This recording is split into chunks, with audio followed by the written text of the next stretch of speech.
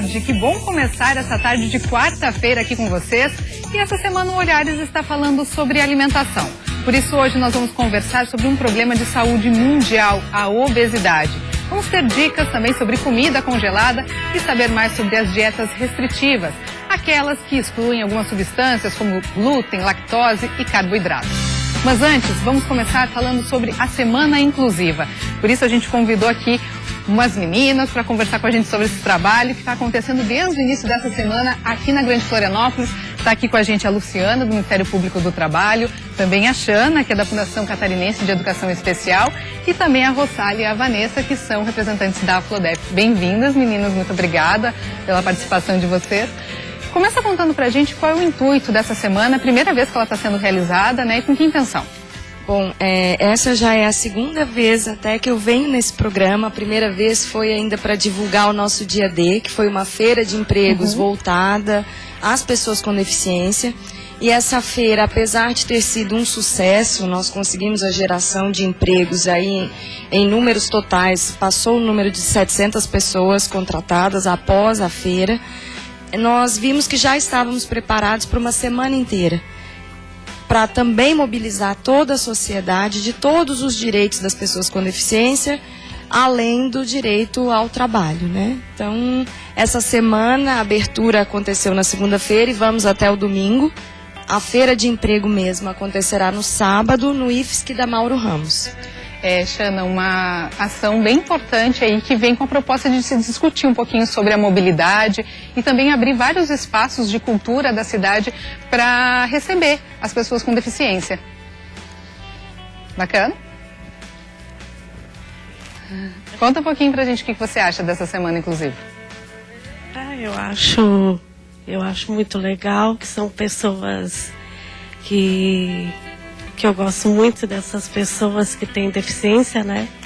Que elas são pessoas normais também, que são capazes de fazer o que elas fazem. E é por aí, né? Mostrar também que somos todos iguais, não é mesmo? Claro. Sim. Conta um pouquinho pra gente, então, como é que a Aflodef também está envolvida em toda essa Semana Inclusiva. Então, a Aflodef ela é parceira desde o primeiro evento do ano passado, desde o início do ano passado nós somos parceiro, junto com o Ministério Público do Trabalho e o MTE também. A Aflodef realiza vários serviços, dentre eles a empregabilidade da pessoa com deficiência, que o objetivo é fazer com que as pessoas com deficiência cheguem até o mercado, as empresas, né? Claro que não só a dificuldade das barreiras atitudinais, do preconceito, né, em relação à pessoa com deficiência que as empresas têm, mas a própria dificuldade de acesso delas para chegar até as entrevistas, né?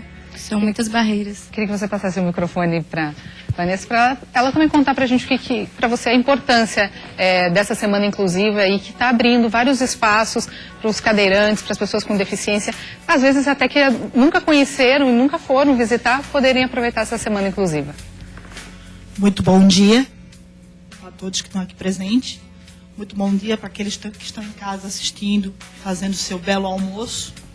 Eu queria só relatar um pouco do que é a questão do mercado de trabalho. Eu trabalho hoje numa empresa onde me acolheram muito carinhosamente, o espaço físico também está sendo preparado para receber pessoas como eu, como outros que tem lá dentro. Com relação a cadeirantes, outras pessoas. Eu trabalho dentro de um call center onde eu tenho uma vaga amizade com alguns que são portadores de necessidades especiais, que são poucos, mas também são pessoas normais, na categoria normais mesmo, como pessoa física. E assim o ambiente é muito familiar, muito acolhedor, os horários flexíveis, mobilidade flexível. Não tenho o que reclamar, só tenho que reclamar é o seguinte, é a nossa mobilidade com relação a ônibus, calçadas e pessoas como seres humanos que precisam ser mais trabalhadas no lado do carinho, no lado do acolhimento. E infraestrutura, né? Isso também que Sim. falta, que a semana vem para discutir isso também, né? Essa questão da mobilidade, de infraestrutura e mostrar que existe mercado de trabalho, né? Nós, apesar de sermos cadeirantes, sermos pessoas com alguma mobilidade física, nós somos seres humanos. Né? Com certeza. E aí no sábado acontece uma feira nesse sábado, né, para abrir aí as empresas, mostrar as empresas que estão com vagas abertas para pessoas com deficiência. Isso, em Santa Catarina nós temos 263 empresas, na Grande Florianópolis, desculpa, com necessidade de cumprimento de vaga, né? De cumprimento da cota. Sim. Então, a feira de emprego tem essa ideia, colocar no mesmo espaço as empresas disponibilizando as suas vagas e as pessoas com deficiência. Só hoje na Grande Florianópolis, no Cine, nós temos 670 pessoas com deficiência desempregadas, querendo uma oportunidade. E como bem disse aqui a Vanessa, como bem disse a Xana, elas são pessoas capazes, competentes, que querem uma oportunidade e que vão dar um retorno muito positivo. Então a gente chama, pede que compareçam, nós teremos 2 dias de seminário, hoje à tarde e amanhã o dia inteiro. Então eu queria que as pessoas comparecessem, que as empresas, que os gestores, a gente está com eleições municipais chegando, que venham discutir, porque é para a sociedade inteira, né? Rapidinho, pra gente, passa sábado, onde que vai ser e o horário? Vai ser no sábado, no IFSC da Mauro Ramos, a partir das 9 da manhã, de 9 às 17. E além dos serviços, né, da feira de emprego, nós teremos outros serviços sendo prestados, como confecção de carteira de trabalho, carteira de identidade, terão auditores fiscais fazendo o plantão, então vai ser bem rico. Bacana, tá feito o convite então. Obrigada, meninas, uma boa semana para vocês e até a próxima. E agora a gente vai falar sobre alimentação. Com essa correria do dia a dia, muita gente tem apostado nas comidas congeladas, né? Afinal, elas são mais práticas, né? E aí facilita a vida de muita gente que está nessa correria. A nutricionista Gismari, bem-vinda, Gismari. Boa tarde. Prazer ter você aqui novamente com a gente. Prazer é todo meu. A Gismari vem falar aí um pouquinho então sobre essa questão da comida congelada. Você que é especialista nesse assunto, né? Isso. Porque quando a gente pensa em comida congelada, a gente pensa na praticidade, né? Mas a gente fica pensando também, será que existe alguma outra vantagem? Perdas nutricionais? Explica pra gente. Boa tarde.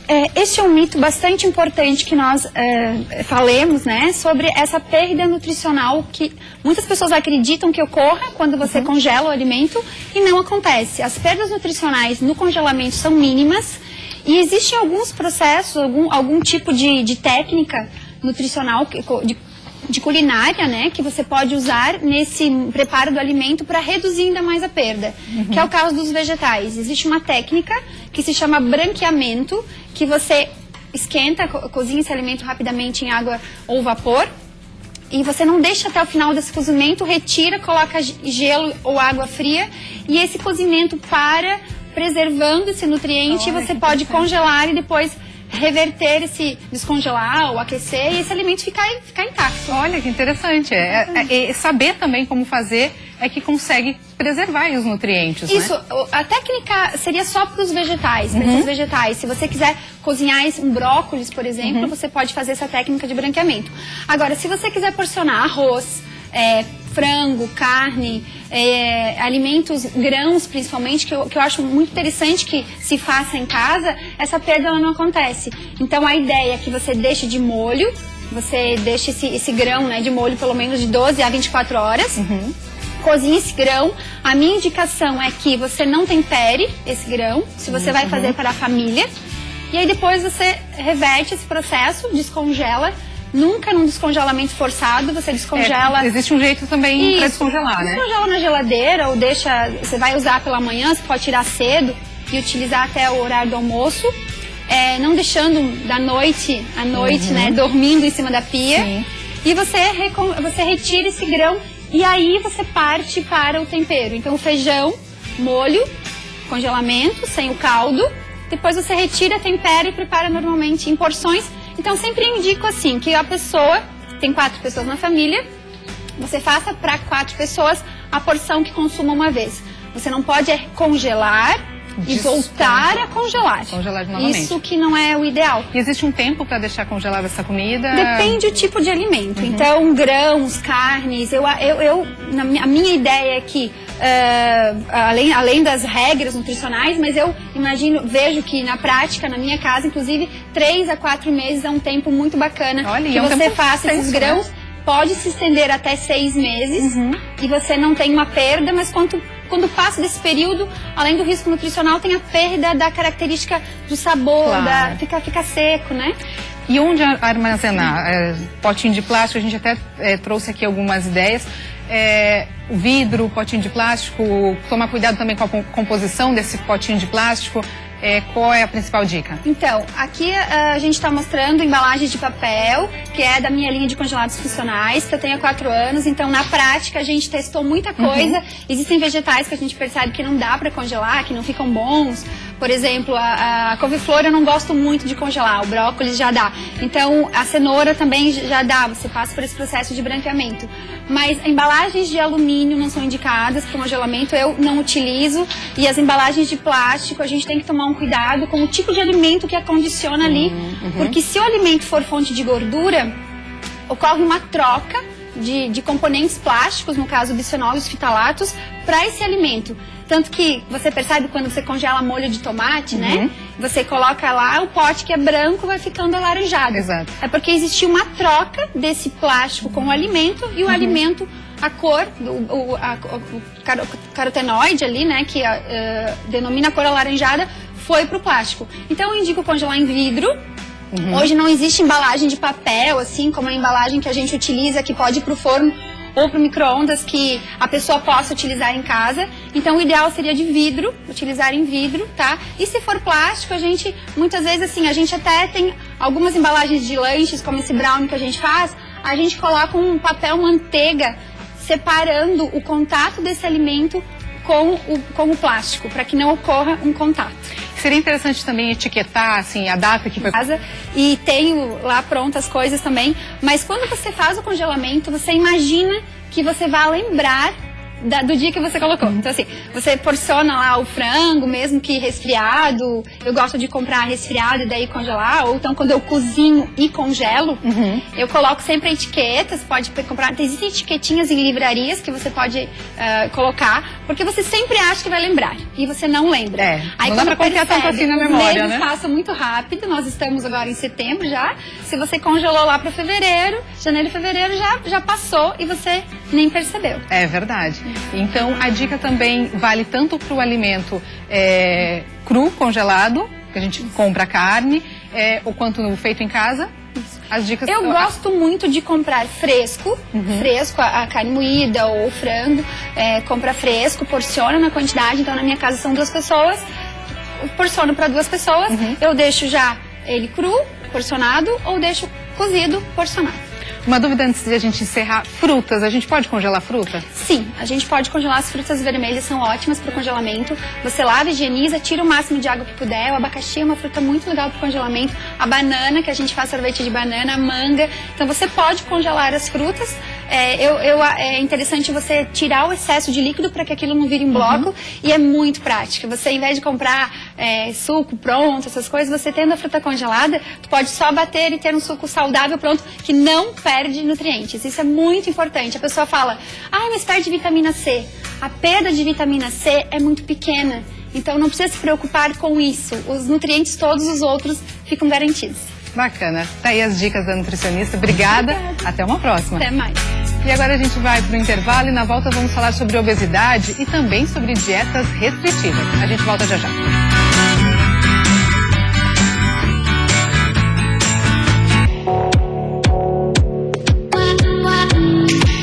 Estamos de volta ao vivo para todo o estado, 1h28 e o nosso assunto agora é obesidade. Uma pesquisa recente feita aqui no Brasil revelou que 52% dos brasileiros estão acima do peso, um problema mundial e que traz consequências sérias para a saúde. Por isso, para falar sobre esse assunto, a gente convidou o Dr. Ives. Seja bem-vindo, doutor. Obrigado, Karina. Boa tarde, pessoal de casa. Quando a gente fala em obesidade, a gente sempre se preocupa com as consequências, né? É importante estar atento aí, mas a prevenção é que é mais importante, não é por aí? Isso. Tem um estudo que foi realizado entre 1990 e 2003 que mostra o tamanho da importância da prevenção das doenças da nossa saúde. Ele mostrou que foi codificado o código genético, então foi mapeado o DNA humano e chegou-se à conclusão que nós temos chance genética hereditária de desenvolver uma doença que os nossos pais, avós tiveram, pressão alta, diabetes, obesidade, entre 15% e 20%. Então é uma porcentagem muito baixa e a gente precisa diferenciar a doença hereditária de doença familiar. A hereditária é esses 15% a 20%. A familiar é quando em casa todo mundo come errado, ninguém pratica atividade física, o sono é inadequado, ninguém toma água de maneira correta, aqueles 15 a 20% eles aumentam muito. E isso serve para obesidade também. Então é importante a gente reforçar que nós não somos reféns da nossa hereditariedade. Nós conseguimos fugir disso com um hábito de vida adequado, com alimentação coerente, com ingesta de água de maneira correta.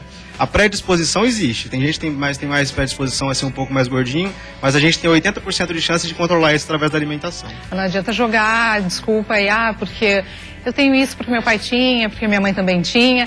É questão de consciência também, né? É consciência. 20% eu acho que é uma porcentagem muito pequena, né? É cerca de 100 vezes mais fácil a gente prevenir uma doença através da atividade física, alimentação correta, do que tratar uma que já está instalada. Então acho que são números impressionantes para a gente realmente dar valor à prevenção. Um assunto que eu gosto muito de falar, que é barato, simples, de fácil acesso e previne muita doença, é a água. É verdade. Muita gente esquece de tomar água, né? Passa o dia e se parar para pensar, não tomou um copo de água. Cerca de 70% do nosso corpo é constituído de líquido. Se a gente não tomar água, aí não tem como o nosso organismo funcionar de maneira correta. Lembrando que o nosso corpo é uma máquina, a máquina mais perfeita que existe, e a gente precisa de cuidar dele com carinho e dedicação.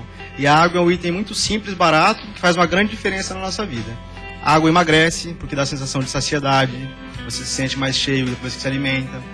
A água previne infecção urinária, constipação intestinal. Então tem diversas patologias que a gente pode prevenir com o uso da água, que é simples, barato, todo mundo tem acesso.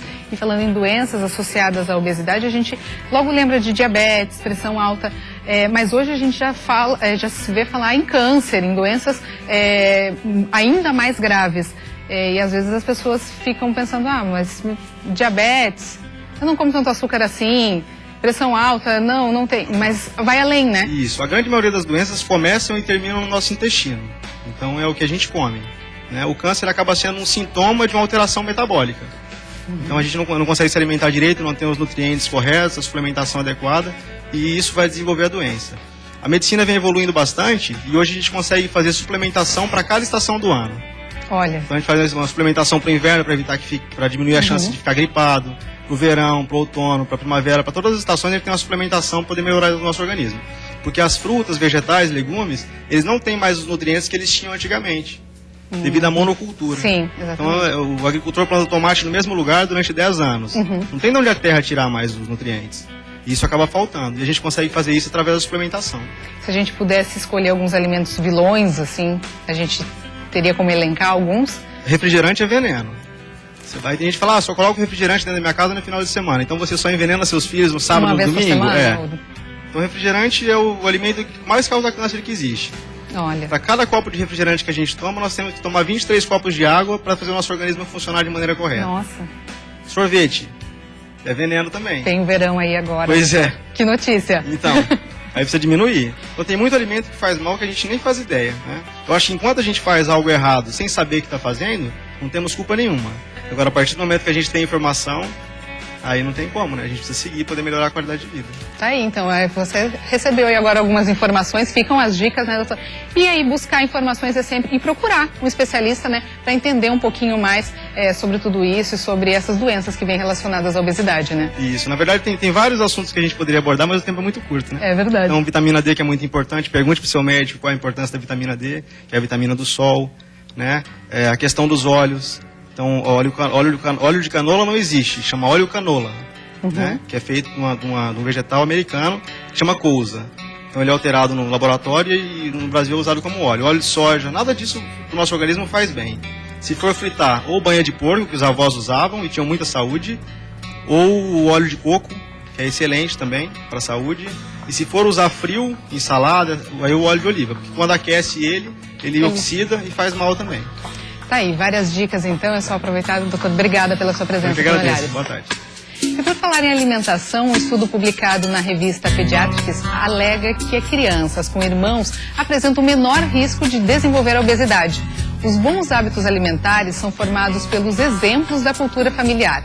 Para as crianças, esses bons exemplos vêm na hora das refeições, principalmente de irmãos de faixa etárias próximas. A pesquisa analisou a massa corporal de 697 crianças desde a introdução alimentar até os 6 anos de idade. Aquelas que presenciaram o nascimento de irmãos tiveram um índice mais equilibrado em relação aos que não viveram a mesma experiência.